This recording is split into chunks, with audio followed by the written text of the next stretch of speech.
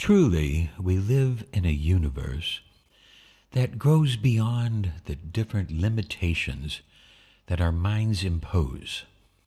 We talk about the normal life and the normality, but what is normal? Is normal average? Is normal something that we just see every day? If we have this idea, we miss the miracle of just breath, the in and out, the miracle of life. But we call that average. We don't understand that it's miraculous. We don't understand all the processes. Our scientific mind is just so limited and not understanding. And there's an indeterminacy now, they tell us, that everything has an indeterminacy. Nobody's really sure. But we do know that there's a consciousness of life. And we interact with other conscious beings. And there are limits around us. There are rules, like on a checkerboard, chessboard. But those rules only apply on certain boards, and off that board we have a different set of rules. Cross the border into a different country, and there's a new set of rules, a new set of ideas. If we go down into the small, we get quantum physics, not thermodynamics, a new set of rules, because it's a new chessboard. And what we start to understand with this indeterminacy and this flexibility and the consciousness principle, truly synchronicity, the idea that things just happen. You had the idea of somebody calling you, and they do. This synchronicity of ideas, this morphic resonance as it's been referred to, this is really more the way we really truly are. Small minds will fight this at every turn because they want to return to the safety of their limitations, the safety of normal, average. So they rationalize, they twist, they lie to themselves, they forget their experiences, and they don't talk about them. It is only the greater spirit that will then see the beauty of the spiritual world and the synchronicity and the messages, because everything around you is a message from this God consciousness, a signal, a message that you should listen to and be one with, not blindly obeying, but considering and listening and expanding your awareness and relaxing into the moment of a beautiful, wondrous life. With this idea, we now know that we need to expand our ideas and recognize that many, many more things are possible beyond the limitations of our normal life. Many, many things are possible. So now we've collected stories for you of the so-called supernatural, but who's to say that that isn't the natural? We're going to give you stories, and I submit these stories for your approval. Stories of ideas that will challenge your ideas of normal and average and expand your consciousness to open to the majesty of the magic and recognize that there are messages, there are spirits, there is communication. And I submit for your approval these stories.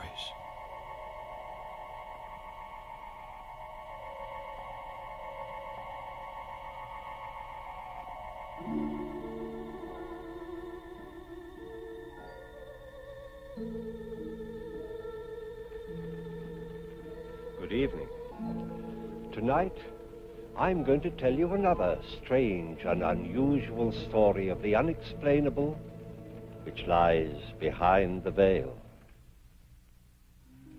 Under powerful emotional stress, the mind and body are capable of strange, almost unbelievable feats. Tonight's story is one such case, taken from a true and documented incident. Edmond Vallier was not a man who loved lightly. When he gave his heart, it was with a deep and abiding passion meant to last for all time.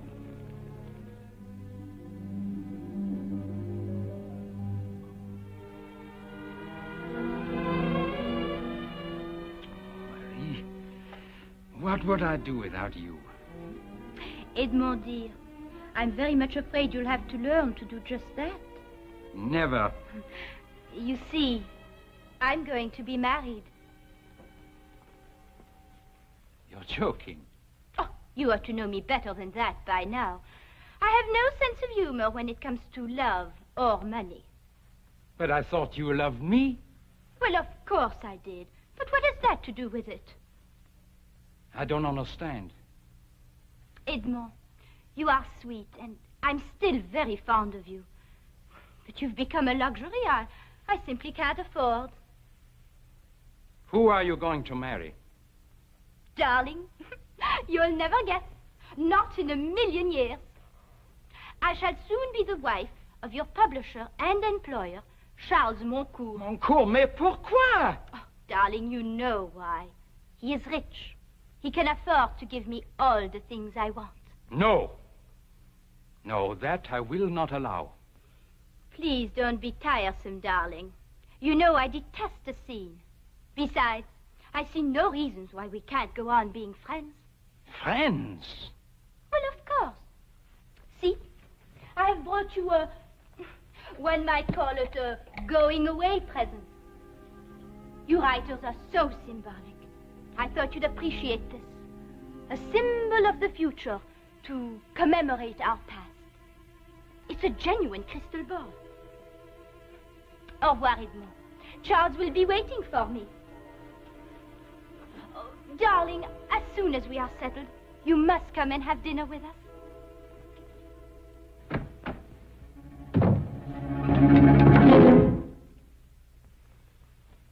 One should not destroy a thing of beauty because one despises the giver. No, my friend, we shall find a place for you.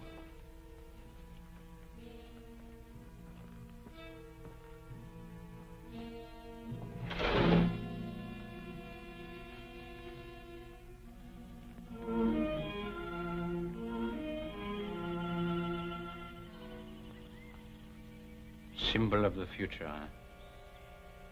Perhaps she's right. Perhaps in the future I will learn to love, not as well, but much more wisely.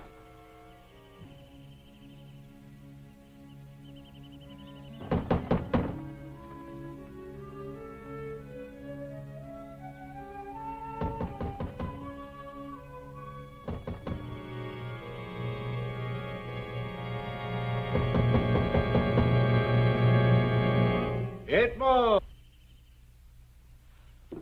Uncle Andre. Ah, there you are, my boy. I knocked and knocked and knocked, and no one came, so I walked in myself. Well, what is this? A new acquisition? A gift, Uncle Andre. A gift? Uh-huh. Do not tell me who it was from. Let me see if I can guess. Cannot tell the time by it. Birds cannot build their nests on it. Marie. How did you know that? Well, it is so like her. Lovely, but quite useless. Oui. Ah, I see that you still love her. I don't know, Uncle Andre. I don't know whether I love her or hate her. Oh, that is a very bad sign. Let us go indoors, and I will attend to this matter myself, personally. Come, come, come.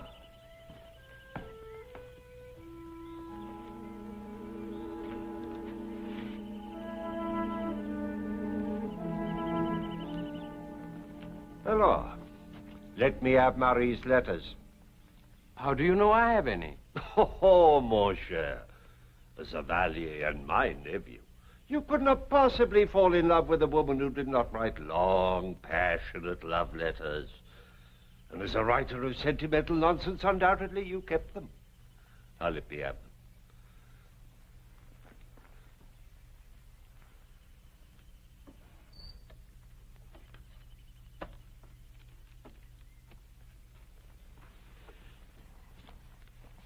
What are you going to do with them, Uncle?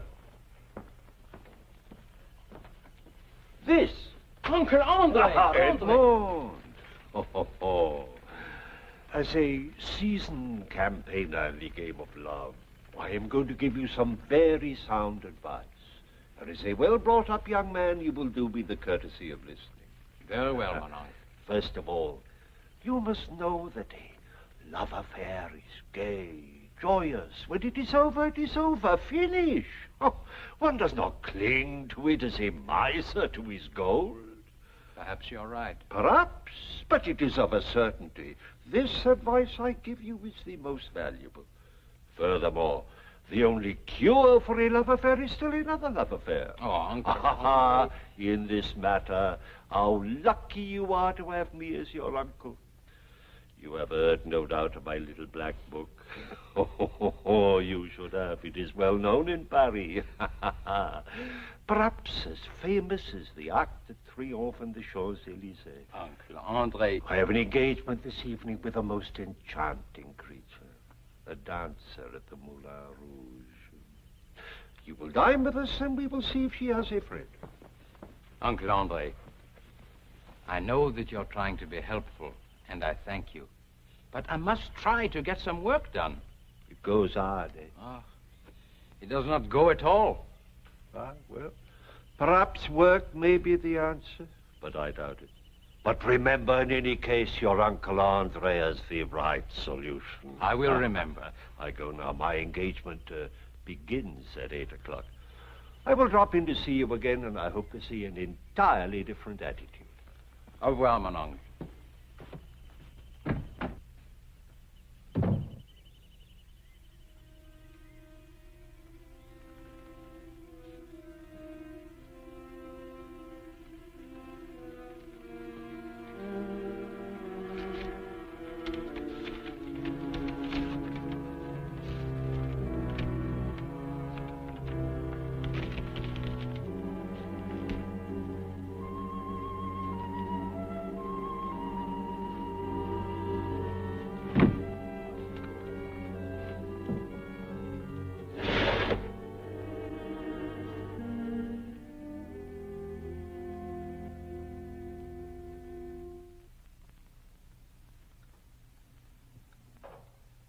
My dear Edmond, my presses cannot remain idle while I wait for my writers to write, you know.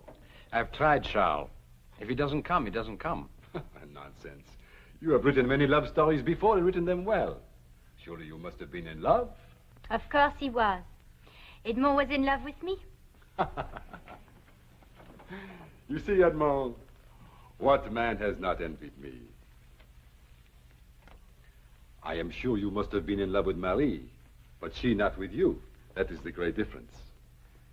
Every man would like to believe that he has won for himself the one woman that every other man would be proud to call his wife. See, there is a subject for another great love story. It is so simple. I'll try, Charles. Good. Tomorrow morning I leave for London and then Amsterdam. There shall be English and Dutch editions of your last 2 books. And while I am gone, you will visit Marie. But, Don't you wish to visit me, Edmond? Oh, I do. But there's my new book. You have always been entertaining for our Marie. She is fond of you, and I don't want her to be lonesome. It will be such fun having you over for tea, Edmond. You will visit Marie. That also is part of our agreement. Edmond is a very sensible and agreeable young man. He will do exactly as he is told. Splendid. 2 weeks, and I shall return with contracts.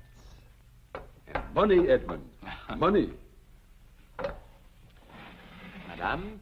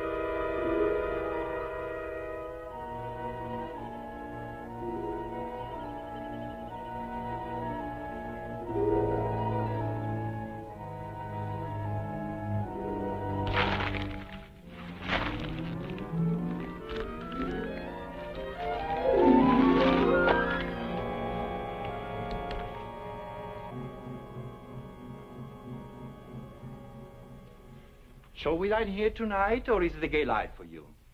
The gay life, always. But tomorrow, Philippe. Why not tonight? You tire of me if I make my visits too long. Besides, you know I have to be at home. I'll never tire of you, Marie. What's wrong? I have a strange feeling, as if someone were staring at me. I'm staring at you. You're very beautiful, Marie.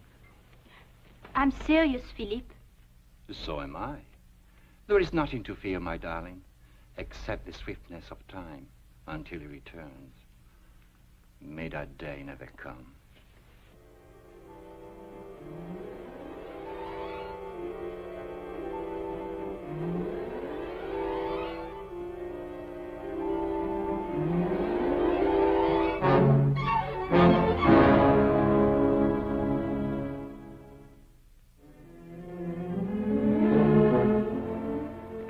Edmund, my boy.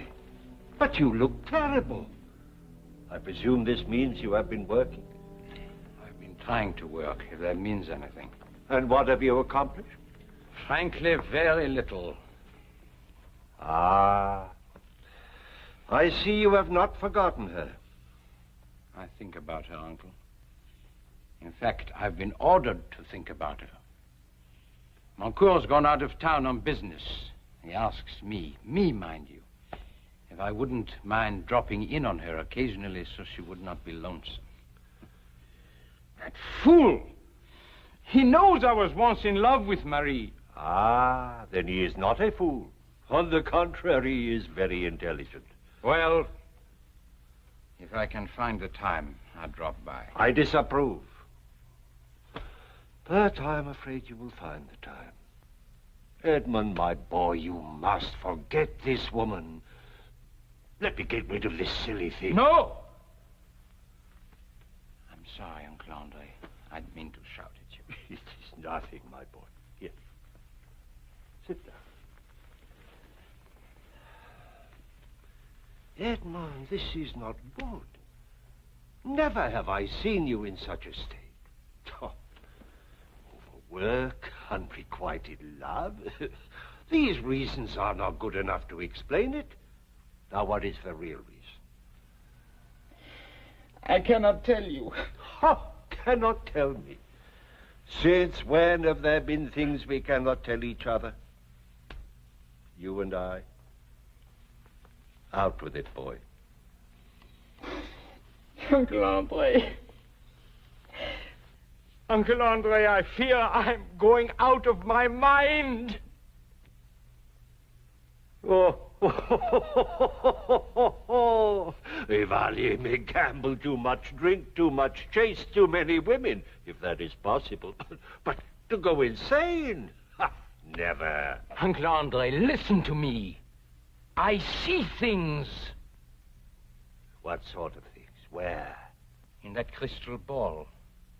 I can see Marie, wherever she is. Do you really think you are going out of your mind? It's so clear. I can see wherever she goes. I can even see whom she is with. Whom she is with? Not her husband? No, he's not back yet.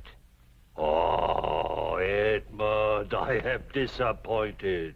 You are jealous. You sit here, clutching the ashes of a burned-out love, tormenting yourself with this jealousy. Uncle Andre, it's nothing like that at all. Then I say to you, the rest of it is nonsense. Oh, Edmund, I have the solution.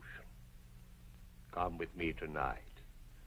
Let the perfume of Paris sweep away these cobwebs from your brain. I thank you, Uncle Andre, but I cannot. Ah! Now I lose my patience. And why is it you cannot? There are so many things to do. Then do one thing for me, I ask you. You say you know where Marie is. Then go there and see if she is there, or go to her house and see if she is not there. If you are going out of your mind, at least let us find out in time to do something about it.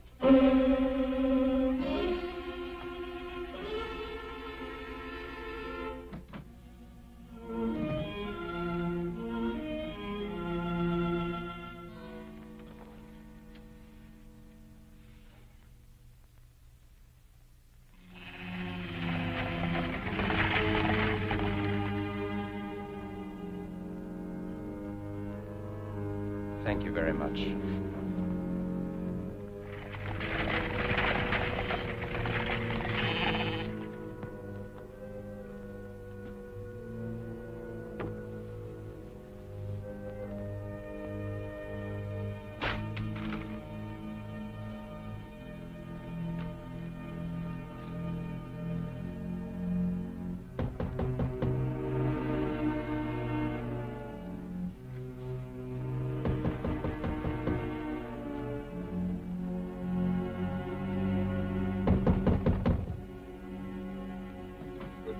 Good morning. Charles. Edmund.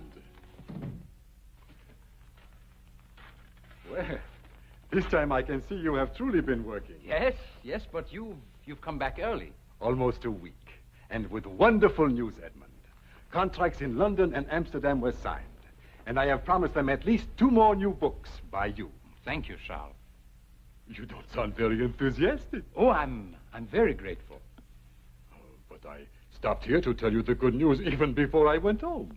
I've been working very hard. No time for frivolity, huh? No. But you did have time to visit Marie. I tried to, but I've been very busy. Busy? But too busy for a friend? Well, you can see for yourself, Charles. I've hardly had time to leave this study. Oh, but I asked you to. I'm sure Marie did not miss my visits. Now, what do you mean by that? Nothing. It's just that I've been working very hard. Now, you approve of that, don't you? Yes, but one visit you might have made. All right, I did. Then why do you say you did not? She was not home. Not home? Where would she go? In heaven's name, Moncourt, how do I know what your wife does when she's not home? I told you. I stopped by and she was out. Oh, for a ride, perhaps. Perhaps? Edmund, is there something wrong? No. It's just that I've been working very hard. But you said that before. There is something on your mind. What is it? Nothing, Charles. Can we discuss London or Amsterdam? Is there something I ought to know? I am an old friend, Edmund. I deserve an answer. You know all there is, Charles. No. There is something about Marie that you won't tell me. She hasn't left you, if that's what you mean. She's been home every day. First you say you did not visit her. Then you say you did. Now you say you know she is home every day. How do you know? Leave me alone, Charles. Stop asking me questions I cannot answer. It becomes clearer. There was time for frivolity. And what you cannot bring yourself to say is that Marie has found another man. And that man is you. No. It's not me. I give you fair warning, Vallier. I shall ask Marie. And if what I suspect is true, I will kill you.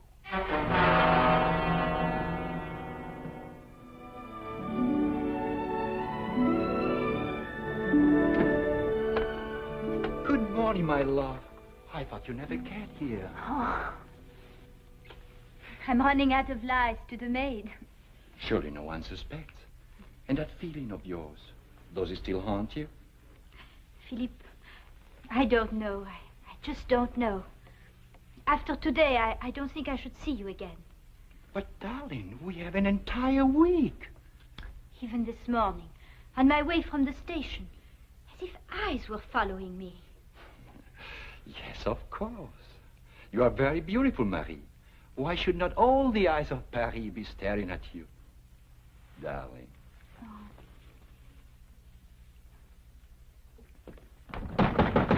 Vallier! Vallier! Vallier! Where is she? I warned you, Vallier. Where is she? Charles, she's not here. You lie. First you besmirch my name, then you make a fool out of me. Where is she?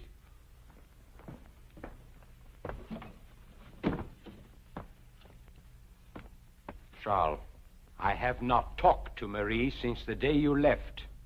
You and I were friends, long before either of us ever met Marie.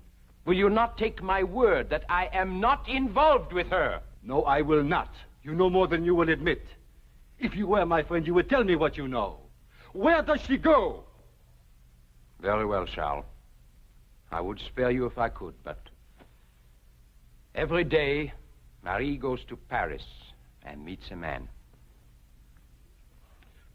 Who is this man? I do not know his name. I know where he lives. He's an artist, a painter of beautiful women. How do you know all this? I have watched them every day since you left. You are a vicious liar. I was a fool to think that I could trust you. I met your Uncle Andre in Paris, and he told me that you have not left this house in days. That is true. Nevertheless, I have seen them. You are not even a good liar, Vallier. Do you think I would believe anything you say? This has gone far enough. Charles, you want proof? Yes. Very well. I'll give you proof. There. There what? Your proof. What am I supposed to see? Marie and that painter. Are you blind? She has on a gray dress with the lace at her throat and on the cuffs. Don't you see her? Edmund, there is nothing but a crystal ball. Or is this another one of your tricks? Charles, what's happening to me? I don't know. Either you are a very good actor or... I don't know. Very well. We'll find out which. Where are you going? To Paris. Either Marie is with this man right now, or you'd better have me committed to an asylum. Oh, forgive us, mademoiselle. We've come to the wrong place. Edmond, let me take you home. You are not well. I should have realized. They're here. I know they're here.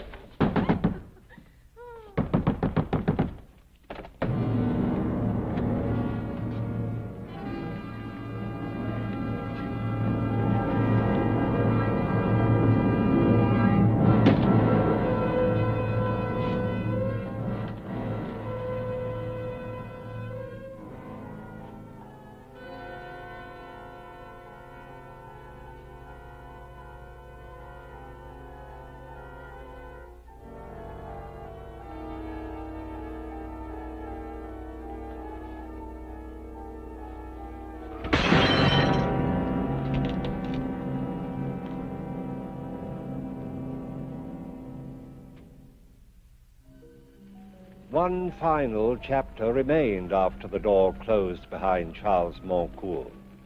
Based on Edmond Vallier's testimony of what he had seen in the crystal ball, Montcourt was granted a divorce, the only time that evidence of this kind has ever been accepted in a court of law.